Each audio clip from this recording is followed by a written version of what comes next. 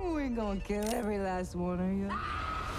And I'm over here in Korea. It's getting ready to come out. I've been all over this world I'm so excited, man. Yeah. with all the things that I've seen.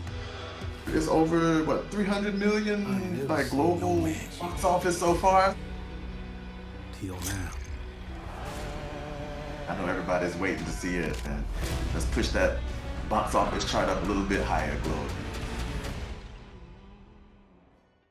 Hello, hello. Oh, hello. He's already in here. Hey, how you doing? Hanging in, boss. How you doing?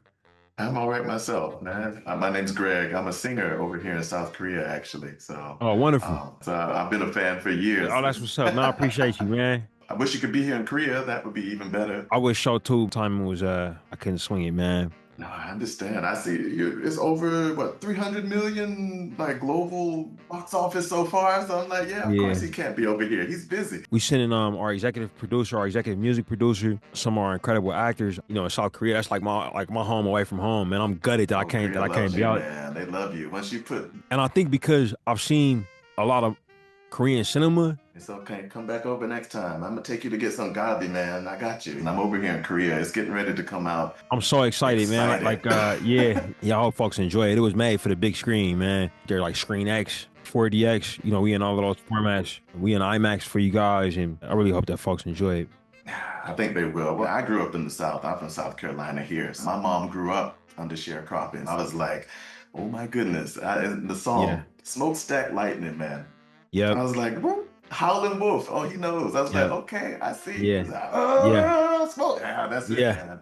What's been the message you wanted to get out about the movie? The biggest thing I want people to take away is I want people to have a good time at the movies. This movie was made to be experienced in the cinema, in the biggest screen that somebody can afford to go see it at. You know, go with your friends, take a date, take a loved one. You can go by yourself. So what I want to give people, the message I want people to take away is like, yeah, going to the movies is awesome. You know what I mean? Like that. Yeah, right. The other piece, man, is that, you know, this film is about community. It's about to exist in a difficult time, and it's a film about people. You know what I mean? Like that's good. No, I'm down with it. No, it's funny because I mean, these days in Korea, political situations have been interesting. So it says a lot about what community is right now and where we're at. Even though we're in hard times, we still got to be in it. You're still in the moment. Yeah, and it's a heightened time. One little question, actually. So I know you worked with Michael B. Jordan forever. To direct him as a twin. How was it to direct him as a twin? Oh, it was great, man. Like Mike is one of the best actors in the world. I've worked with him a long time, and he's incredibly gifted. But he's also at a point in his life where he's doing a lot. You know what I mean? He's directing. Yeah, right. He's got businesses. And when I talked to him about doing this movie, for me, it was kind of like, let's do one last ride when you can kind of put everything else to the side. And it's like, let's just focus on this. Let's just focus on these performances and put everything into it. And he really did that, to his credit.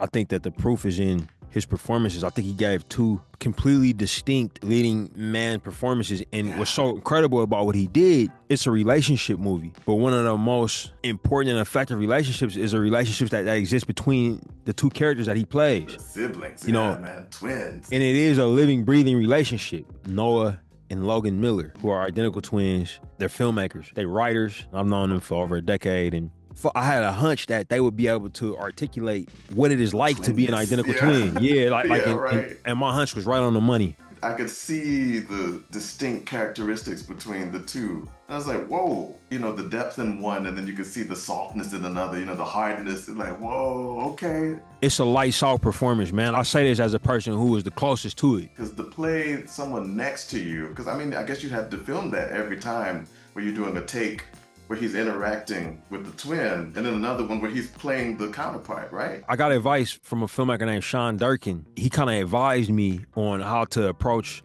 the casting for this. And we need to get an acting double, an actor who resembled Mike, and who can learn both roles and stand apart. And it's usually, you know, he kind of explained to me how it's usually an actor who's emerging, you know, in their career, because it's kind of a thankless job. We cast a guy named Percy Bill who did a great job for us. But those are Mike's performances, man. Like, you know, he had to do everything at least twice, sometimes 4 or 5 times. You know, and playing multiple, switch. You know, double Yeah, a lot of characters times, in a day. you know, and most Golly. time, yeah, most times it was on the same day. Wow. He would start the day as Stack, and then Percy would be across him as Smoke, and then he would have to. The other thing that would have to happen, because we were on a tight schedule, he would have to kind of predict what he was gonna do. I'll probably move this way. Yeah. So I probably had a camera over here, you know, and then VFX is there to make sure that we can. It was incredibly complicated what he was able to do, man. But he just knocked it out of the park, man. The movie is still in theaters. People have gotten tattoos of these characters. Wow. Already. You know, that's how much that's just like an example of how these characters have kind of penetrated, you know, the consciousness of folks that have seen the film. And I'm really excited to see what it does I sing in Korean mostly over here, but it's funny that when I heard the music there, because I told you I grew up in South Carolina, that's the sound. Like, that's it. Y'all nailed it. It made me shake. It made me almost cry, because it took you back in generations of the music that we're hearing now. So I was like, wow, man, that's deep. So I wonder for you, how did the music for you play into the overall movie? Because it's essential. That was my entry point. My Uncle James, who for a long time was the oldest male member of my family, he was from Mississippi. All he listened to was blues music. He didn't listen to anything else. So when I spent time with him, that was what I was listening to, and he passed away in 2015. Oh, I'm sorry, man. You know, it's okay. But I appreciate that. And after he died, I would find myself listening to that music to remember him. That's what the movie started from. You know, like, so it was always about the music, and it was always about in blues culture. You know, like the culture that birthed that music, and my characters are named after songs. Yeah, you know, I love that. I told you that Smokestack Lightning, man. Yeah. You got me right away. I was like, Yeah. Howlin' Wolf. Yeah. Yeah. Well, it's another Harlem Wolf song called Wang Dang Doodle Yeah. that really kind of gave me the idea for this movie. Yeah. If you listen to the narrative of that song, it's just a bunch of people getting together. You're hearing their names. Getting down. Yeah. They're gonna go throw a party. Because, you know, my composer is from Sweden. Yeah, I saw that. Ludwig Göransson. Ludwig. His wife's Serena, who's our executive music producer and did a ton of work on the film. Her mom is from Korea. Oh, what? Serena spent a good chunk of her childhood in Korea. She's on a plane there now to come promote. She had her hands in the process, man, like from soup to nuts. Ludwig's dad is a blues guitarist. When I did my research trip on the blues trail, starting in Memphis and getting all the way down and through the Mississippi Delta, stopping in Clarksdale and Cleveland and Indianola, Ludwig was with me, and his dad was with me. His dad's lifelong dream was to go on this blues trail. So I realized that this contribution that these people made was maybe the most important artistic contribution that our country has made to pop culture. Okay. That's a big part of why the music is so good, to be honest. Yeah, man. And that is where I kind of realized, all right, man, the movie, you know, has to be epic. It has to be epic in scope. You know, even though it's about this one day, everything about it has to feel epic and mythical. You know, the music was the way in. It was always the backbone and the spine of this movie. No, you definitely took me in. I said from beginning to finish. It's one day, so I think people might not realize it. It's a busy, busy day. Oh, yeah.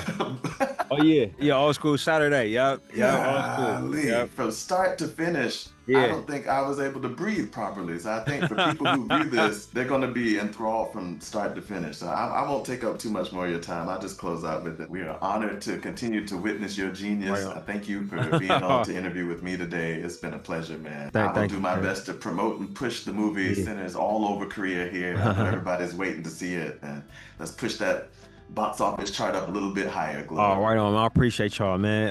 감사합니다. Oh, he speaks Korean too? I love it. Yeah. Topayan. 감사합니다.